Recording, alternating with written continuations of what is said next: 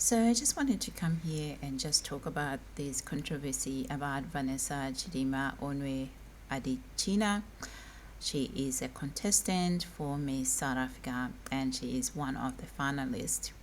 So this letter here that you're watching right now, it's a letter from Patriotic Alliance. Patriotic Alliance is a party in the government of national unity because the ANC did not garner the full vote to actually govern on its own right. So they had to form the government of national unity with Patriotic Alliance. So Patriotic Alliance actually went on to campaign during the last election in South Africa with a message of Mabahambe, meaning all the illegal foreigners must get out of South Africa, because South Africa has a very huge problem right now of illegal migrants who are flocking South Africa from across the globe, and we're seeing some from Asia. The Asian countries that there's a lot of illegal migrants are coming from are from Pakistan, Bangladesh, and some, of course, the Nigeria's being one of them as well, and Zimbabwean. So this is about illegal migrants. It's not about migrants who are actually in South Africa, who are deserving to be in South Africa to contribute to the South African society. So it's illegal migrants we're talking about here.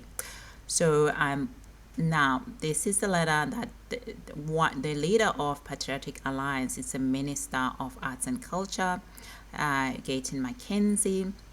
So sports is included in his portfolio. So he oversees this, the culture, things like Miss SA, all the things that to do with culture as well as his portfolio. So this is a letter from the party that in relation to this matter of this contestant. Now it says very clear here they are concerned with the fact that in the video that has been circulating online, she is seen celebrating with her family, a Nigerian family, which I think it's okay. You can celebrate with both sides of your family. If you are an individual with, who has both heritage, nothing wrong with that, to be that. But however, the concern is that she has not been seen actually raising the South African flags because she is going into a competition to what it means to be a South African, a first generation Nigerian South African. That is her, because she's a first generation Nigerian South African. So these are the issues that most South Africans are raising about her, that it doesn't seem like she is very patriotic about South Africa. She is out there promoting Nigeria rather than promoting the country she's meant to represent, which are valid criticism of that. And also the issue that they're raising in this letter is that there doesn't seem to be a clarity about her mother. We know that her father, she has a Nigerian heritage, but we don't know anything about her mother other than what's been reported, that her mother was naturalized to be a South African because her mother is Mozambican, but we don't know anything about how her mother acquired a South African citizenship to become naturalized. So, and then they are mentioning this in this letter that she hasn't clarified her mother, because the issue, everybody knows that she was born, according to the records, what they put out there, that she put out there herself, she was born in South Africa. That's correct. Yes, born in South Africa. Why is her mother's status so important in this case? That's the ruling of the Polokwane High Court. It dismissed an application by Zimbabwean parents who wanted their children issued with South African birth certificates. Now, for some clarity on exactly what works and what the intricacies of this are, we're joined by immigration expert Gary Eisenberg. Gary, a very good morning to you. Now, common belief and common perception from the layman is that if you're born in a country, you automatically become a citizen of that country by virtue of birth. But clearly this is not the case. It's certainly not the case in South Africa. Before the 1st of January 2013, if a person was born in South Africa of a single permanent resident parent, that person was born a South African citizen. After the 1st of January 2013, in order for a person born in South Africa immediately to be born a South African citizen, at least one parent must be a South African citizen. In fact, if a person is born anywhere in the world, South Africa, Kenya, Russia, United States, and one parent was a South African citizen at the time of that person's birth, that person would have been born a South African citizen if one parent was a citizen at the time of the birth and is not subject to a birth registration. In law, that person would be a South African citizen. Polokwane case that you have referenced dealt with a person born in South Africa, a minor child, born of a parent who was neither a South African citizen nor a permanent resident, and therefore the person was not born a South African citizen. Citizenship is a creature of statute, and if the statute does not enable the person to tick all the boxes for citizenship, for a qualification for citizenship, the person is not a South African citizen or doesn't qualify for citizenship. And that's what happened here. So that's why the letter here, it's very clear that it's not sure about her mother. She hasn't clarified about her mother. Her mother has not been seen. We've seen her father celebrating with her Nigerian family, which is okay. You know, she is a first generation South African Nigerian. She should celebrate with the Nigerian part of her family. Nothing wrong with that. But the more valid issue here is that we don't know anything about her mother. Her mother, it's a bit, the story about her mother changes every time when you listen. Some of them are saying that her mother she was adopted by her current stepmother. She was adopted. So the story about her mother needs to be clarified. And the reason why this is so important, because of this, the problem South Africa is facing of illegal migrants. And we know that illegal migrants and migrants acquiring South African passport through illegal ways. But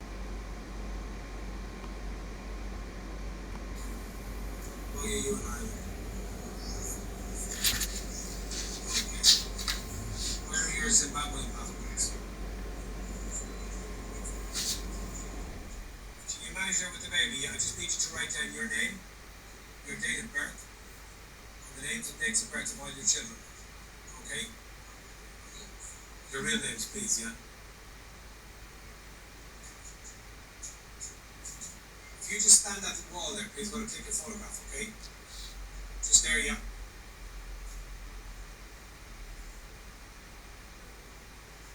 How did you get to Johannesburg?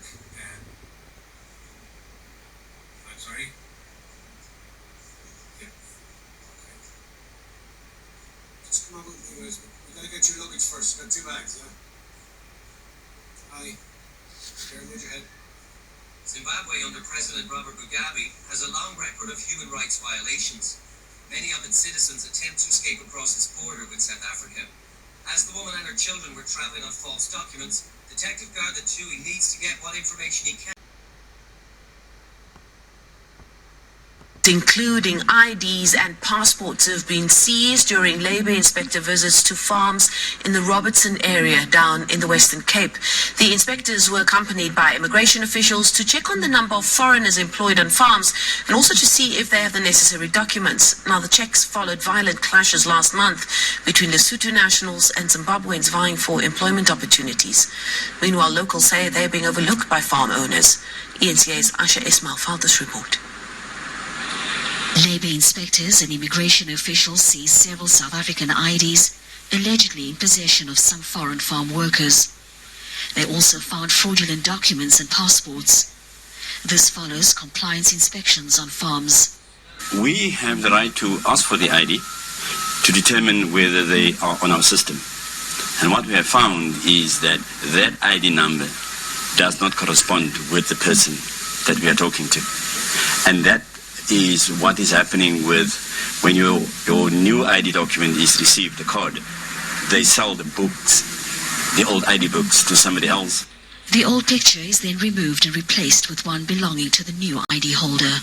But if you're familiar with names, with what I would call colored people and African people have different names, so we find it very strange that this name does not correspond with the face. This is now under investigation by Home Affairs, and the workers will have to present themselves in person for verification purposes. What we have found is that when we physically get onto the forms, we don't see the workers on the forms, but our records reflect that they are in employment. So my only assumption is that they are being hidden from us so that we can't interview them. He says the recruitment method entails loading people onto trucks without confirming their identities. We have now decided to take legal action against the employer for allowing people on the premises as well as the independent contractor, because you should not employ somebody who is not based or is not legally in the country. Labour brokers who did not want to appear on camera say all their workers have documents, adding that they are not trained to verify whether IDs and passports are fake or not. They say their main role is to find jobs for people. By bribing officials, we know currently there's an official from Home Affairs who is serving time in jail because she was caught out in this scam. That's how they found out about the passport that were fake, were issued that were fake to some foreign nationals. So this is not to allege that this happened with her because she's born in South Africa. She's a South African. She would be classified as South African if her mother was a permanent resident. But after 2013, she wouldn't have been South African because her mother was a permanent resident but was not a South African citizen. So is the status of her mother is the one that's still hanging over her cloud, and the internet are not having it. My goodness, they're not having it. So I do understand this is the valid question that opinion of this is that she actually needs to come out and clarify her mother's situation, because she's got a Nigerian heritage. It's okay for her to celebrate with her Nigerian heritage.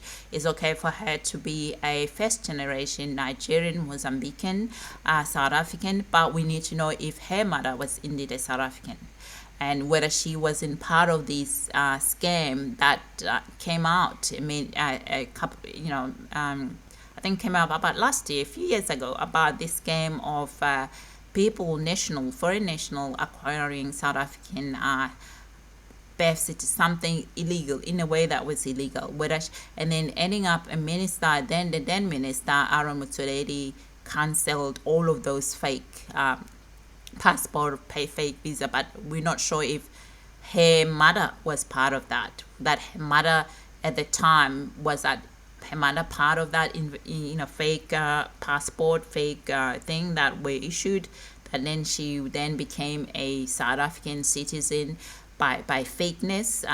So they are the Patriotic Alliance. They say that they are going to investigate this matter. They're going to try to interdict this so that she doesn't get to participate.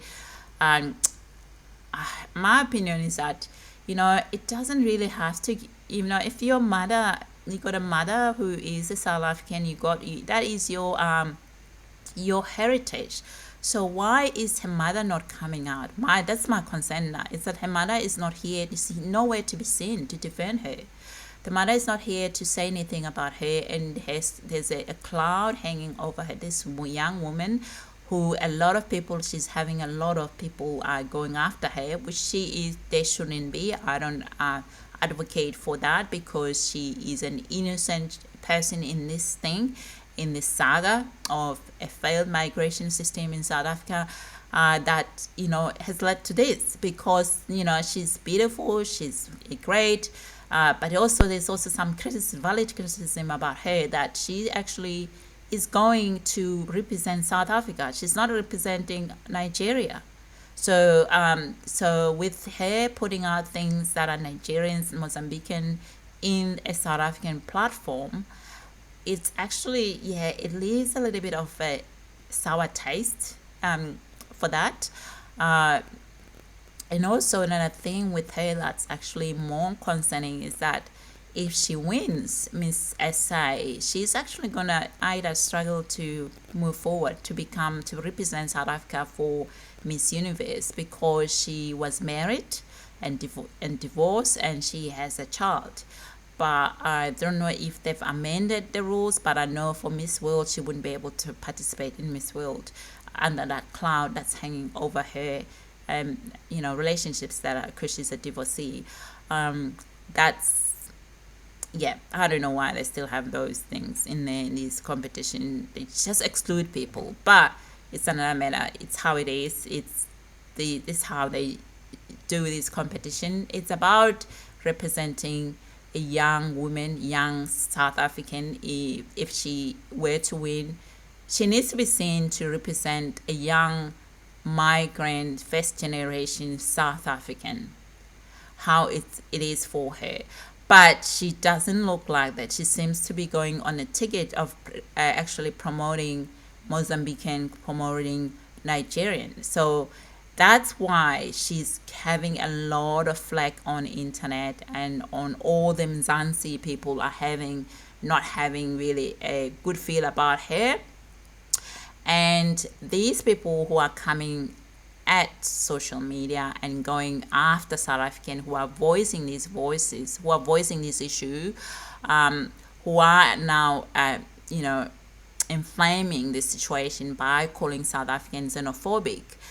I think, you know, this xenophobic term is inflammatory, and it doesn't apply in this case, and I don't understand why South Africans are always being referred as xenophobic when they want to make sure that their country remain a proper country, not a failed state like most of Africa, where there's lawlessness is running rampant. We just want to make sure that South Africa remain a country with rules and law, and we want people who are visiting South Africa to be obliged to South African laws.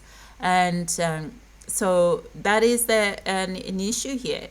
That, you know, I'll put a video with this one so you guys listen to a South African who is living in South Africa and explaining the views of South Africans, why they're not happy with her, why they're not happy with the whole situation.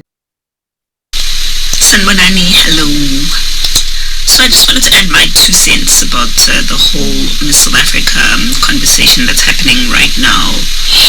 And from what I've been reading and watching and everything that's been happening around this whole conversation, I just feel like it's important to highlight a few things.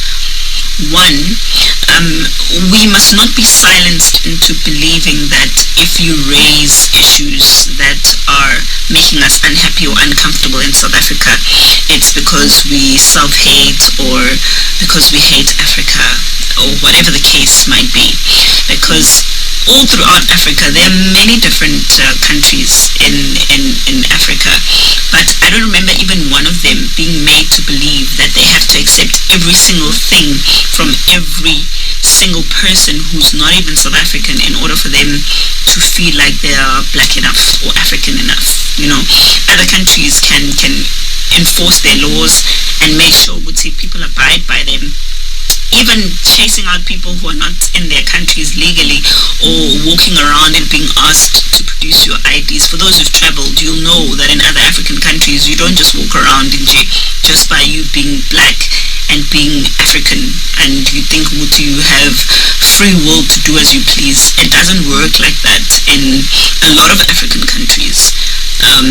But our country, unfortunately, has opened us up to a lot of vulnerability, because we are made to believe that anything that we say that is for the country, and that is how we as citizens are concerned about our own country, it's because we're xenophobic, or we're Afrophobic, or it's because we love white people. So this is the new thing now, that if you raise any issue, it's because you're scared of white people.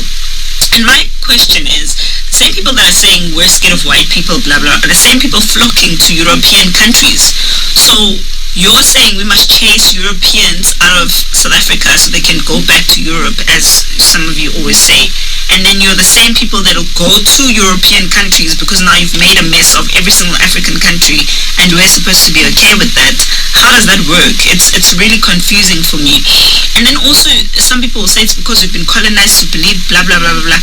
Listen, there are countries like China and Japan and India, all are in the same continent, that's Asia. But you don't see Indians flocking in millions to go live in China, or millions to live in North Korea, or in millions to live in Japan, and expect the Japanese or the Chinese or the Indians to accept them by virtue of them being from the same continent. Why is South Africa given that burden? So you're saying to me that Asians hate being Asian because they don't want to allow other Asians to just walk into their countries freely. What is so special about the notion of being black and being allowed to go anywhere you want in Africa, where other countries are not doing that, and they are not self-hating, they are not people who don't love themselves or love white people more? Like, Asians couldn't be bothered by white people, but apparently we're bothered by white people when we try and implement rule and law in our own country. Guys, South Africa has gone through a lot. We don't have a problem with other countries. We embrace them. We even dress like Nigerians. We dress like Swati people. We dress like anything. We don't have a problem with anyone. All we ask is for people to be in South Africa legally, and when they're here legally, to behave themselves, to respect the country, to respect its people, to respect the law. That's all that we ask for. Why are we being made to feel bad about it? So we're just supposed to allow people to just walk in and out the country and do as they please? It's not fair. It's really not fair. We've seen crime, we see trafficking, we see abuse of this country and its economy and its state, and the only thing that we're being told is because we don't want to be African enough. No, African unity, if it's a big deal, if it's so important, all the people that want this African unity so badly, why do you need to have the African unity in South Africa? Can you go and have the African unity in any other African country? We don't mind.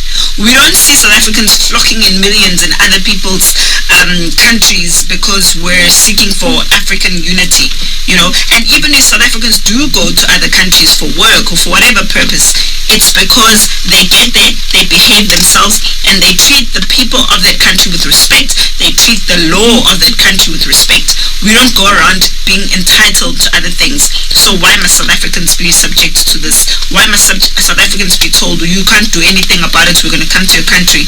I hope our government does something about this, because the problem started because of our government and the people who work in these departments that allow people to come into the country anyhow. It's time to be patriotic about South Africa. Actually, it doesn't help this young woman here if Nigerians are behaving the way they're behaving in this situation, because it looks really like a very agenda driven by them, and now it's very polarizing. And as such, people, she's not the only one that's competing. There's other fine, beautiful women like her who are competing for this title. You know, they're competing for this title. So all this energy is on one person. That's the problem, is that all this energy is on one person. So if you're, you know, you're competing with her, you'll be really pissed because you're not getting airtime. Nobody gets to hear about your story, but just this one woman. That's also another disadvantage for them as well. It's not going to be it's not a nice thing for them. And certainly, I do value diversity, and I think it's great, and she should celebrate it. She is half Nigerian. She's on Nigerian heritage. She should celebrate with her Nigerian heritage and be happy about that. But what I don't understand is that the question mark about her mother. the status of her mother is very important in this case for her, unfortunately, due to the issues that I've mentioned of the illegal migrant and in South Africa that led to actually ANC losing. ANC lost because of this uncontrolled migration. We failed to protect the South African voters and lawlessness and all of these things, the high crime rates and so on. So that's why these things are very important. You should take these things into context, where it's coming from.